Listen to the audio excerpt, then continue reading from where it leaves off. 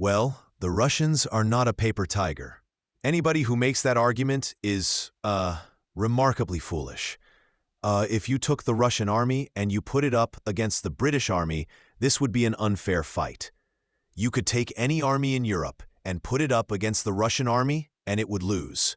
The American army is a different matter. But I think if you took the American military, you put it in Ukraine, that went up against the Russians, it would not be a quick and decisive victory for the Americans. Not by any means.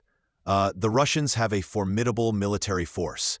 As you and I have talked about before, the Russian army that exists today is a much more formidable army than the one that existed in February 2022, when it invaded Ukraine. So this is no paper tiger.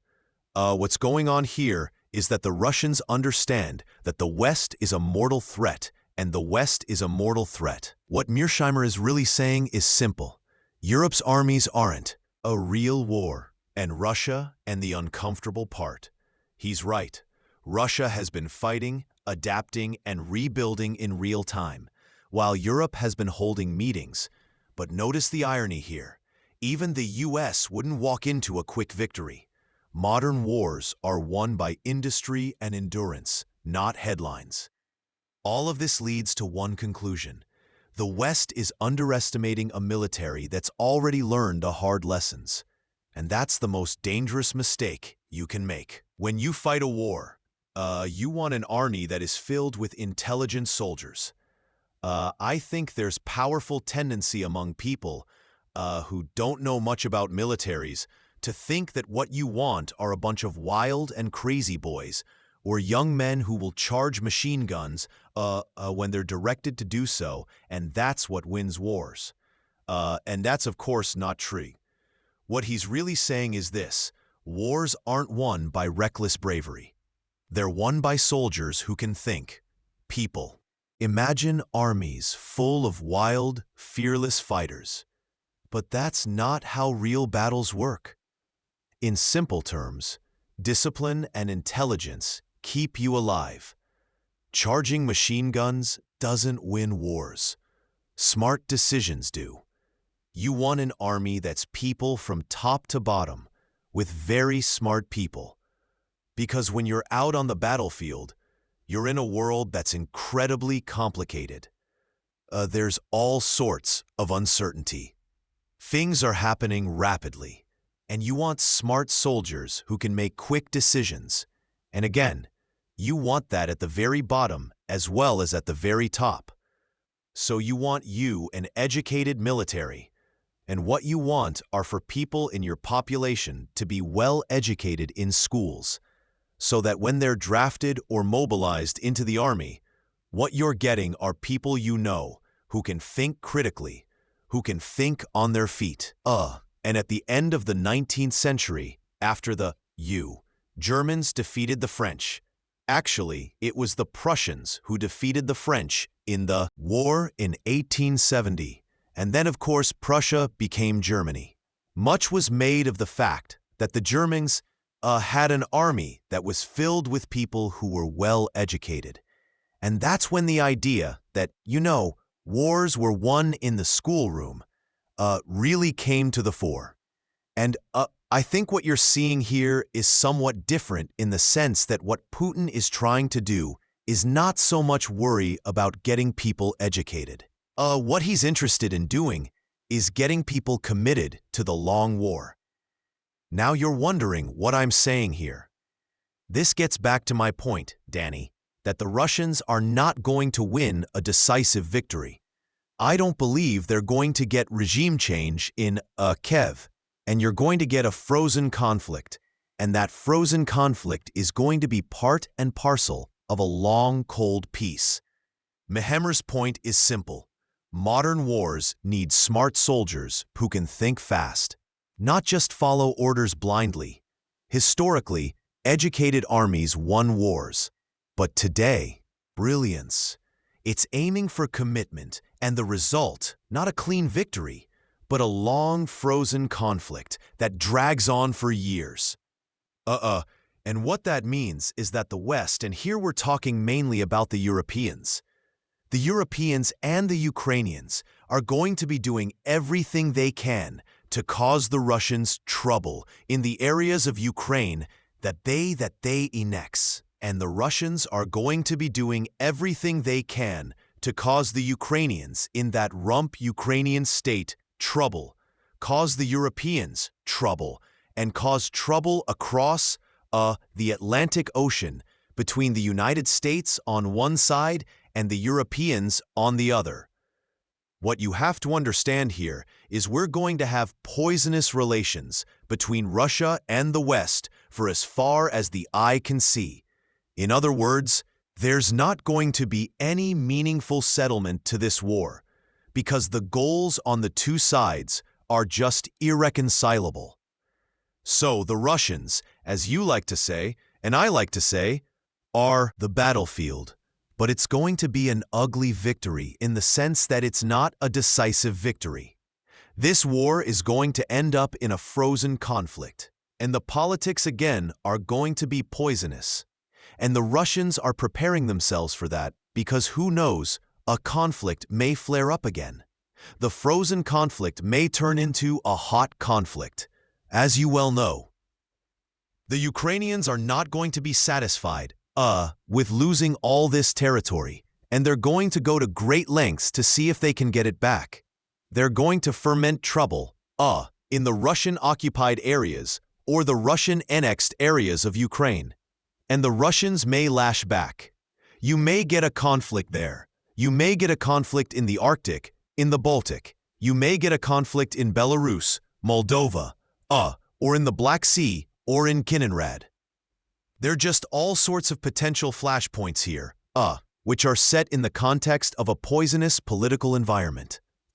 So in that situation, of course, the Russians are preparing for the long term. They want an educated population for the reasons I described before. But not only do they want an educated population, they want a population that's thinking in military or strategic terms, from, let's say, the 8th grade on. This is what you see happening here. And all of this tells you, Danny, just what a catastrophic mistake we made trying to bring Ukraine into NATO in precipitating this war, which is going to have hugely negative consequences for as far as the eye can see. Mearsheimer's warning is blunt. This won't end cleanly.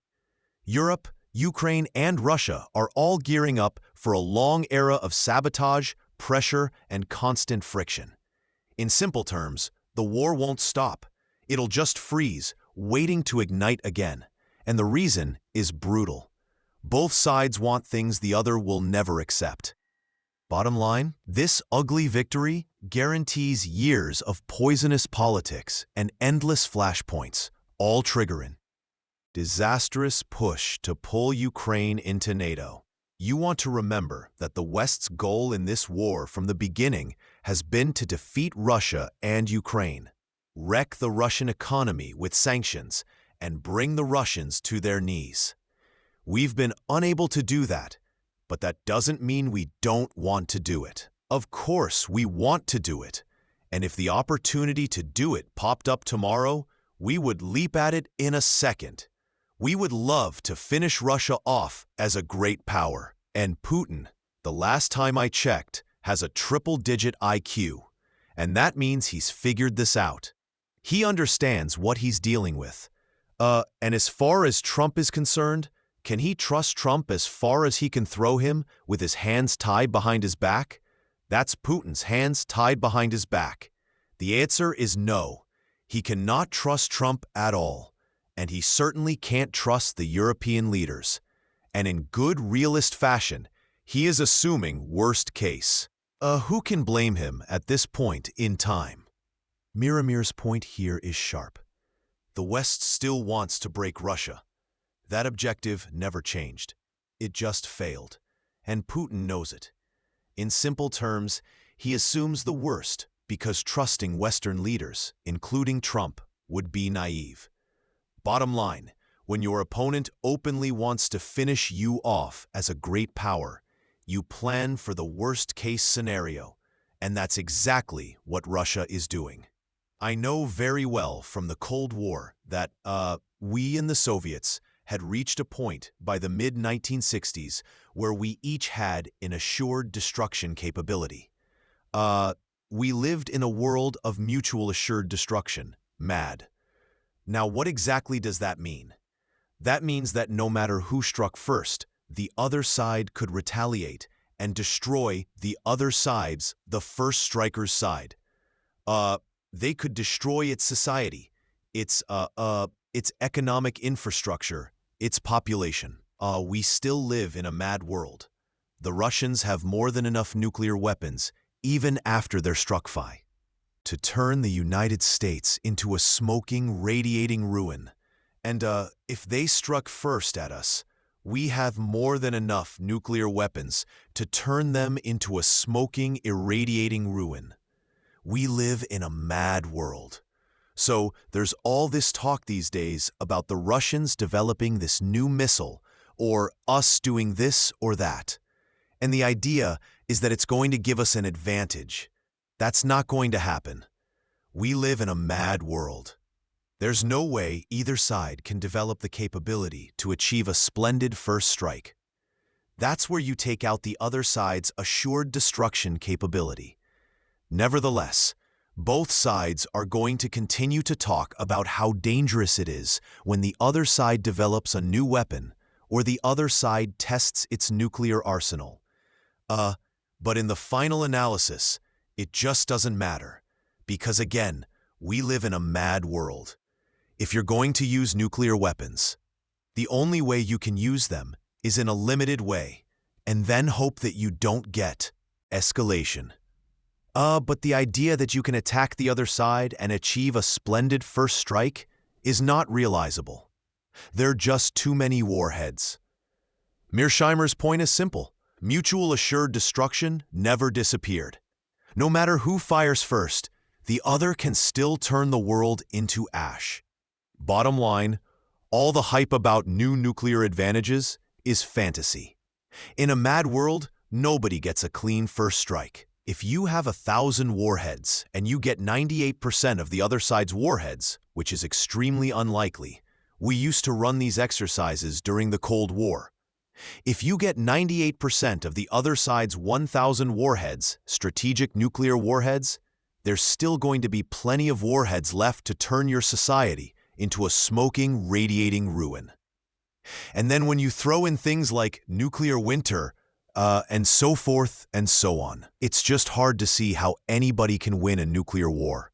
Nevertheless, we're going to continue to talk about that. We're going to continue to. Advantages of underground tests of nuclear warheads, as if this mattered. Mearsheimer is saying something brutal. Even if you destroyed 98% of an enemy's nukes, the leftover warheads are enough to wipe out your country. Nuclear war has no winners. Yet we keep talking about tests and advantages, as if any of it would change that reality. I have a more important issue to talk about. The fact is that Ukraine needs about $100 billion a year to sustain itself economically. About $100 billion a year. And the Europeans are trying to find $200 billion so that they can fund Ukraine for the next 2 years. And the problem that the Europeans face is the Americans have basically opted out of funding Ukraine. And President Trump has told the Europeans they have to do it, which is why they have to find $200 billion. Well, these are all countries that are in significant economic trouble. So the question is, where are they going to get $200 billion? What Mearsheimer is highlighting here is the real crisis behind the war. Ukraine needs around $100 billion every single year just to stay afloat, and the US has stepped back. Now Europe is scrambling to find $200 billion for the next 2 years, money they simply don't have. These are economies already under strain, so the question almost answers itself. Where does that kind of cash come from when everyone is already broke? As you and I have been saying ad nauseum for God knows how long, Ukrainians are doomed, and we ought to put an end to this war as quickly as possible so that Ukraine loses as little territory as possible. Number 1, and so that more Ukrainians do not die, Mearsheimer's point is blunt. The longer this war continues, the more Ukraine loses land and lives. Ending it fast is the only way to limit the damage. By the way, we left out another key element in the story which makes it even look bleaker for the Ukrainians, and it goes like this. Russia Basica. Concern at this point in time, and that's the war in Ukraine. The United States has two other concerns besides the war in Ukraine. One is the Middle East, and two is East Asia. And East Asia really matters. We have this whole concept in our strategy called the pivot to Asia. The reason that we have a pivot to Asia is because we consider China to be the principal threat to the United States. China is a pure competitor. Russia is not. So there's powerful pressure on us to build up our military forces in East Asia. And furthermore, there's powerful pressure on us, mainly of a domestic political sort associated with the Israel lobby, to support Israel and its many wars in the Middle East. So we're pulled in three different directions. Putin is not pulled in three different directions. Putin can concentrate on the war in Ukraine. He can focus laser-like on that. And as I said before, if you look at what President Trump is doing, he's basically trying to wash his hand of Ukraine. He's shifting the burden for handling the Ukraine portfolio, so to speak, over to the Europeans. And the Europeans are in no position to handle Ukraine without American help to handle Ukraine by themselves. So if you look at the grand strategic picture and the situation that the United States faces versus the situation that Russia faces, this is just another example why the Russians are going to prevail. Although I want to qualify that by saying they're not going to win a decisive victory. And as I said before, I don't think they're going to get regime change. I think you're going to end up with an ugly victory, or to put it in slightly different terms, a frozen conflict, in an environment that is poisonous to the core, and where the potential for big trouble moving forward. Mearsheimer's laying out a simple imbalance. Russia has one focus, Ukraine. The US is stretched thin between Ukraine, the Middle East, and of Ukraine. He's shifting the burden for handling the Ukraine portfolio, so to speak, over to the Europeans. And the Europeans are in no position to handle Ukraine without American help to handle Ukraine by themselves. So if you look at the grand strategic picture and the situation that the United States faces versus the situation that Russia faces, this is just another example why the Russians are going to prevail. Although I want to qualify that by saying they're not going to win a decisive victory. And as I said before, I don't think they're going to get regime change. I think you're going to end up with an ugly victory, or to put it in slightly different terms, a frozen conflict, in an environment that is poisonous to the core, and where the potential for big trouble moving forward. Mearsheimer's laying out a simple imbalance. Russia has one focus, Ukraine.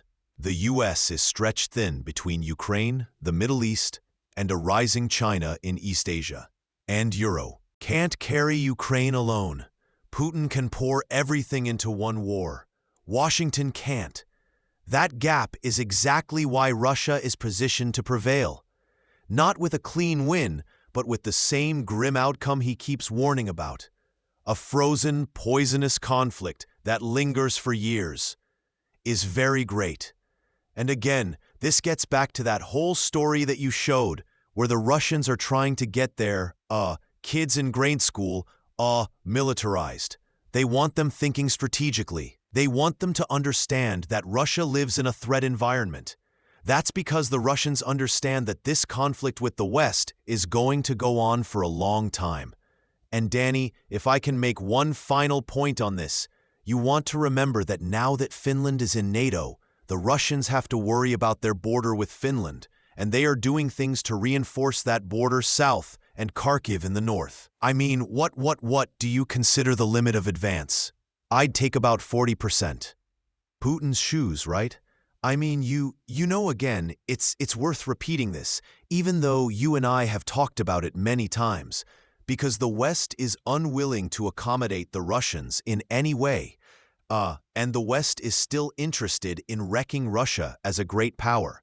The Russians, therefore, have a vested interest in taking as much territory as possible and making the remaining Ukrainian state, the Ukrainian rum state that's left over, as weak as possible. So number one, it's not much of a threat to Russia, but number two, it's not in a position where it can join NATO and the EU. So that incentivizes the Russians, I think, to take about 40% of Ukraine. And I think they'll take everything up to the Dnieper River in the northern half of Ukraine. And then down south, they'll cross the Dnieper. They have to if they're going to take all of Cannon, which they've annexed. And I wouldn't be surprised if they went into, Odessa and one or two other oblasts as well. Odessa would make eminently good sense from their point of view. And again, let's just re-emphasize that this is why you and I have long argued that the Ukrainians should cut a deal now and accommodate the Russians as much as possible so that they don't lose that territory. Don't give the Russians an incentive to take Odessa. But in fact, what's going on here is, you and I have said ad nauseum, is that our policy, the Europeans' policy especially, and Ukraine's policy, is incentivizing the Russians to take more territory. So I wouldn't be surprised if they take about 40%. And by the way, Danny, this is another whole subject. When they take war territory, even the territory that they've now annexed, there are going to be a lot of people left in those territories who are sympathetic to Ukraine and are hostile to Russia. And of course, the Ukrainians and the Europeans will go to great lengths to sabotage Russian efforts inside of the areas that they annex. And through significant ethnic cleansing, the Russians will have a very powerful incentive to drive ethnic Ukrainians or anybody who appears to be sympathetic to Ukraine or to the West out of the annexed territories. And at the same time, I wouldn't be surprised if there's significant ethnic cleansing in the other direction. All of this just points out what a total disaster this whole Mearsheimer's warning here is stark. Russia is preparing its society for a long struggle because it knows this conflict with the West won't end anytime soon. With Finland now in NATO and tensions rising across multiple borders, Moscow expects trouble for years. And because the West refuses to accommodate Russia in any way, it's actually pushing Moscow to take more land, not less. That's why he believes Russia could move toward 40% of Ukraine, including key regions like Odessa. What this all adds up to is simple and devastating. Every Western decision is incentivizing a bigger war, more. Ultimately, ethnic cleansing on both sides. It's a disaster that didn't need to happen, and one that will shape the region for decades.